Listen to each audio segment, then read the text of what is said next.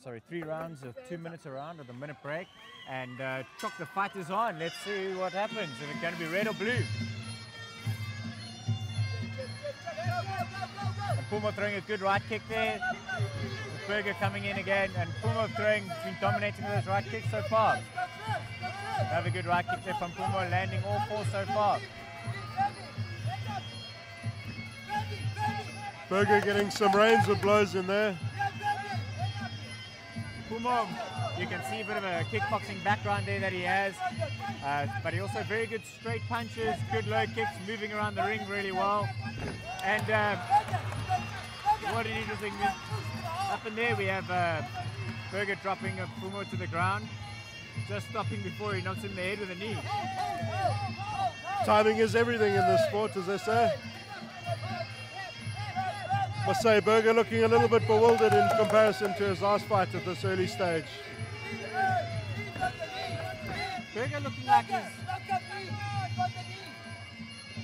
As I say that, the fight gets stopped just to make sure that the equipment and the headgear is in place and correct.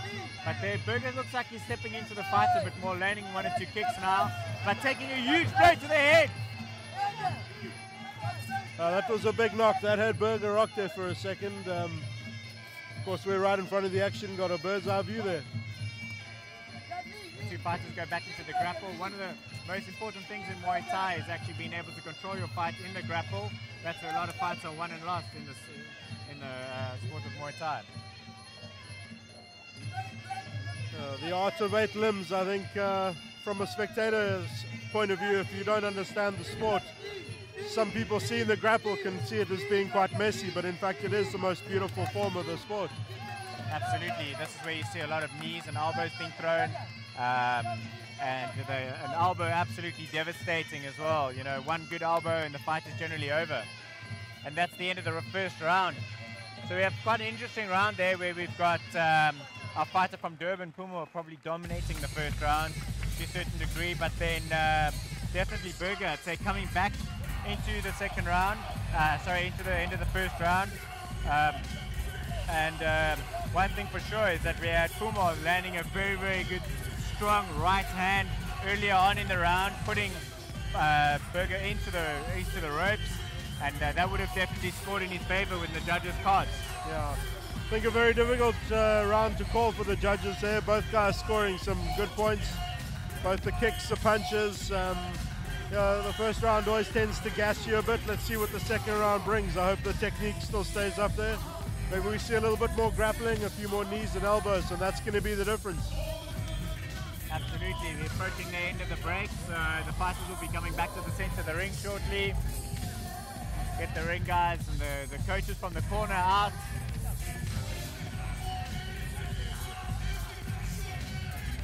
Marlon just checking their equipment again quickly.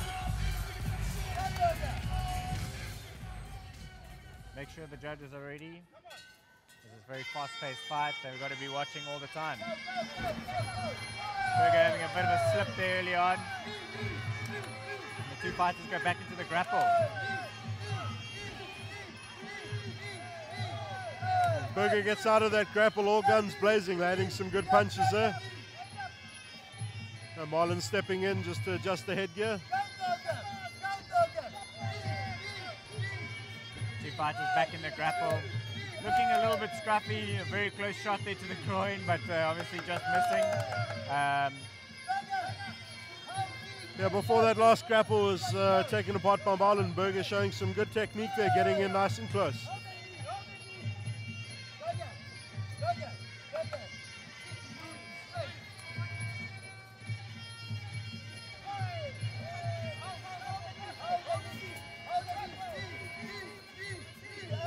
Probably see a little bit of a strength advantage from Pumo, probably being slightly older, a little bit more developed as a fighter as well. He does look like he is controlling the fight so far. This is going to be a hard fight over for the judges to call, because there's no real dominant fighter so far where one is specifically landing a lot of punches or is over dominant in the grapple. This is going to come down to who's showing the best Muay Thai technique, and largely it's going to be in the grapple as well. If you have Pumo lands a few more punches and then throws the elbows, so that's going to show in his favor. Yeah, it's all about scoring points at this stage. You know, these guys are young. They still got power, but there's no knockout power when they're throwing these punches. It's going to come from the technique and how many points are scored in the grapple. Berger showing great technique though.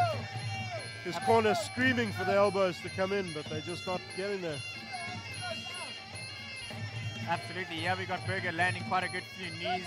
That's going to score in his favor now, and that brings us to the end of the second round. Coming towards the end of that second round, Berger definitely looks like he came off second best in that. Pumo is certainly looking a lot stronger and a lot more focused. Difficult for a young guy to show a lot of composure. Obviously, when you're a teenager, you want to get in there and it's all about the showmanship and knocking the other guy out. But I think you've got to just relax and land the points. Definitely a lot of young talent in the ring, I must say, with these fighters and the ring roll especially as well.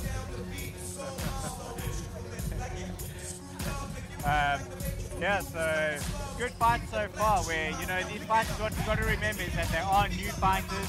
They only got 2 and 3 fights behind their name so far, but showing great skill. I mean, and as an adult walking into one of these kids in this dark alley, I wouldn't want to be that guy. Definitely not. Get a couple of those knees and elbows to your face, you're going to think twice.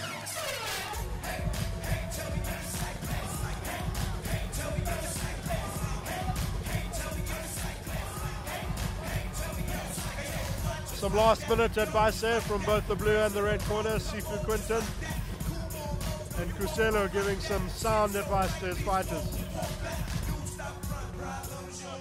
And as we look forward to the start of the third round, Marlon brings the fighters together in the center of the ring. Quick talk, lets them know this is their last round. And Choc, the fight starts for round 3. Oh, and a great deep kick there from Berger. Sorry, from Pumo. I think catching Berger off guard there, certainly straight into the grapple and good elbows.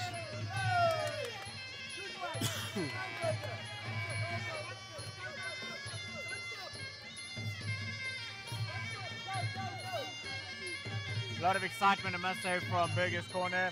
The coaches surely want him to win this fight, but then he lands a great punch there to Pumo's head. Pumo coming back strong with some good rights and lefts. Does have a look like Pumo is dominating this fight, controlling the center of the ring as well. He lands, he gets a shot, he takes it, and comes back really hard. So that's always a sign of a good, competent fighter.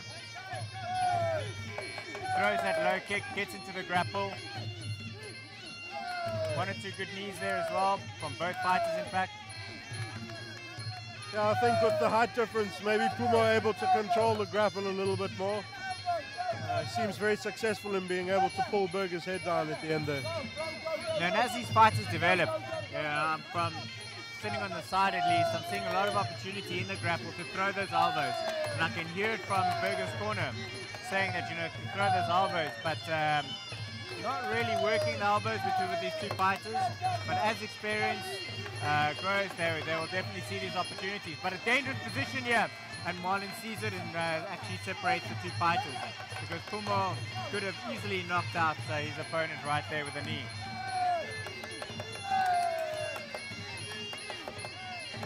Great point scoring from both fighters at the end of the third round here. And that brings us to the end of the fight. Who's it going to be, red or blue? Well, honestly, Garth, I think blue's going to take this first fight. Just on the point scoring alone towards the end of that third round. Absolutely right, but I must say I've been wrong a few times, so I like to leave this job up to the judges, let them decide, and we just congratulate the guy who wins the fight. Ladies and gentlemen, your winner